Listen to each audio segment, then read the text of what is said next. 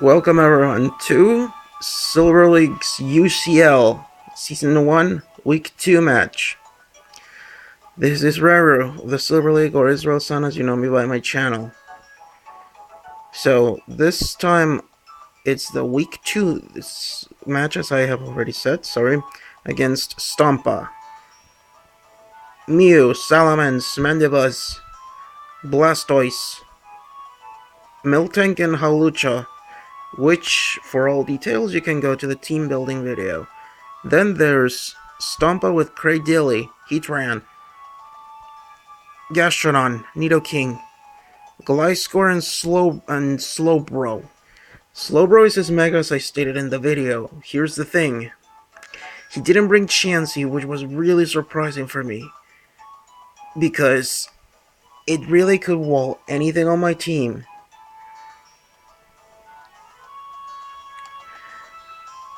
I could have done this a little bit easier had I done something differently. I'll now go to the battle so that you guys see. This one was relatively short. Well, not really, it was on average 28 turns. And so he opens with Slowbro and I open with Mew. He goes for Mega Evolving. I definitely have to stay in. I can't let Slowbro get comfortable. So here I go for Energy Ball. This Mew, as I mentioned in team building, has Expert Ball, so it should be able to deal a lot of damage, which it does, and it goes for Calm Mind. I could have done, maybe I could have one-shot, I could have gotten rid of Slowbro, had I done, see here, I switch out, thinking that I might as well go for something else. I wanted to poison this thing, so I went over for Miltank. And he leaves and goes for Heatran, which is basically immune to poison. Had I stayed in with Mew, this thing would have been minimum trouble, because, as I said, Mew had Earth Power. Actually, Mew matched up really well against this team, and I should have exploited that a bit better, I think. Because, well, then again, Mew can match up well with anything. It's a really good Pokemon. So, and it can learn pretty much every move there is to learn. So I'm staying in with Miltank pretty much just to scout what this Heatran will want to do, and I see that he poisons it. He poisons her. My plan here was pretty much to get rid of the poison and then switch out into Blastoise to spin away the rocks. It's kind of a waste, but I'd rather go with that and minimize the damage on my walls, particularly. Here he goes for a Lava Plume, and well, this Miltank is gonna eat this up real good. Thick fat special defense invested. There's little this Heatran can do, and Lava Plume is its only offensive move, as you've seen by this point, I think. Well, at least I only saw it having Stealth Rock, Toxic, and Lava Plume.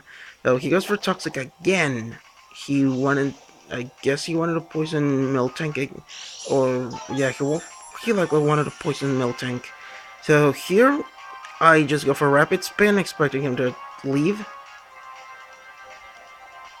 which he does do. So knowing this, I go straight for Rapid Spin, because I also couldn't go for Scald, because he brought both Gastrodon and Cradilly, both of which pretty much neuter Blastoise and reduce its possibility of working as the bulky sweeper it's supposed to. I get rid of the rocks, and here I decide to switch into Mandibuzz. As you can see, this Gastrodon is pretty much the standard set in regards to items. He has leftovers on it. And he uses East Gastrodon, which I approve. It's my favorite of the two. And he uses Infestation on he wanted to trap Blastoise, and I get out with Mandy. Or Aiko, as I called her. So, Bub is super annoying. It's basically made for trapping and then poisoning. Here I could have gone straight for toxic and then getting rid of everything just to rack up damage, but I decided to go for a knockoff because realistically, getting rid of its possibility to heal was more important now that I'm taking both toxic and infestation damage. And also, these things generally carry Scald and Recover, so it's even harder to handle them. Here I just straight up poison this thing, and my only chances of switching out whenever in Infestation, your only way to switch out is either have Infestation clear or your opponent switching out. With other trapping moves, this isn't the case. And as you can see, Mandy has already taken a lot of damage. Uh, Here I have to go for Roost just to get rid of all the residual damage I'm taking, or rather get myself up a little bit on HP to be able to take as much punishment as he wants to dish on me. That's not really my plan at this point, just taking as little damage as I possibly can.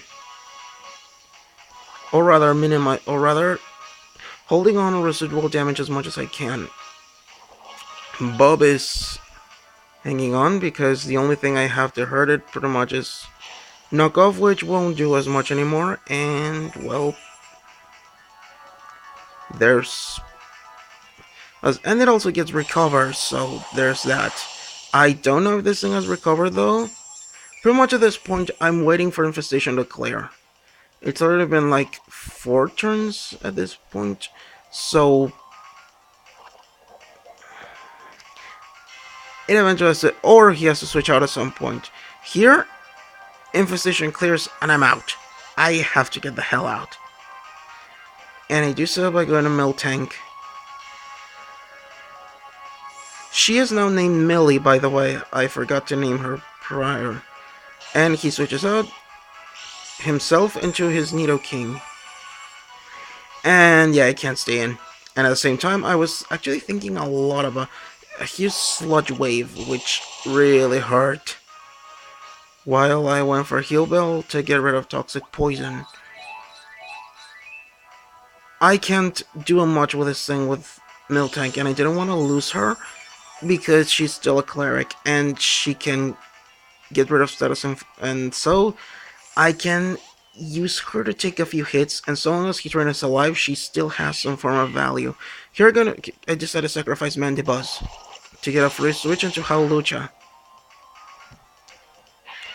See, here I was thinking that I had to figure out whether or not this thing is Scarfed or Orb, whether this thing was using a Scarf or a Life Orb. So I go for Substitute, and here's where he reveals to me that he's not Scarfed. Substitute going off is what reveals it to me. And so he's just gonna break the sub as much as he can, while I'm setting it up as much as I can. As I explained, my plan here is to pop a Citrus Berry and my plan here is to pop Citrus Berry and go for Acrobatics because that's the only thing Howlucha will be able to do before his demise. The berry pops, so now Unburden is activated and Acrobatics is gonna do more damage. I was also banking on this thing maybe setting up Rocks too, but that was an unlikely possibility. Here I go for Acrobatics just to do as much damage as I possibly can, and as you can see, Nido survives. And Howlucha bites the dust.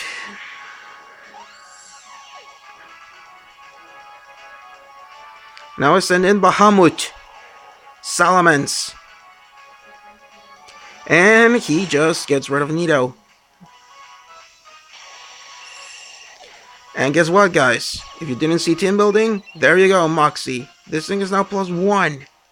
And it sends out Slowbro. I actually got weirded by this because this thing, I had Crunch, and pretty much every Salamence in the world carries Crunch.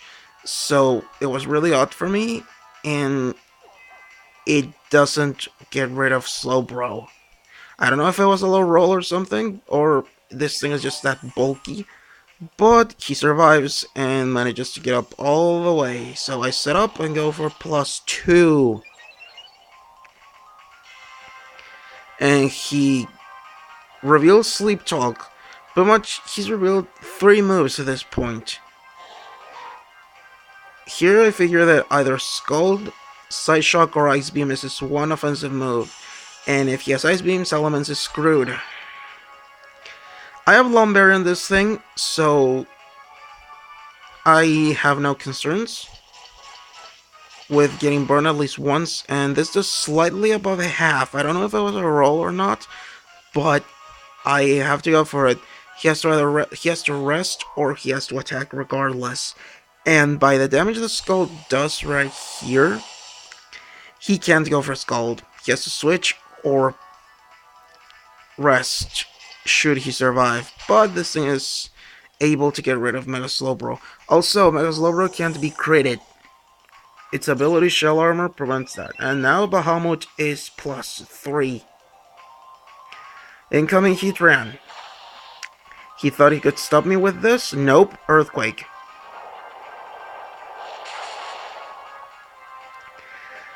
That's times 4 damage from a +3 Salamence. And that's +4. Pretty much at this point, there's nothing he can do unless he has a priority user or a focus sash user. Which, as you'll see, crazily, is never sashed. And yeah, there's no way in hell this thing is taking a +3. Not even the best wall in the game should be able to. And so, +4. Here's Gastrodon, which is already very crippled. And down it goes. We go +5 now.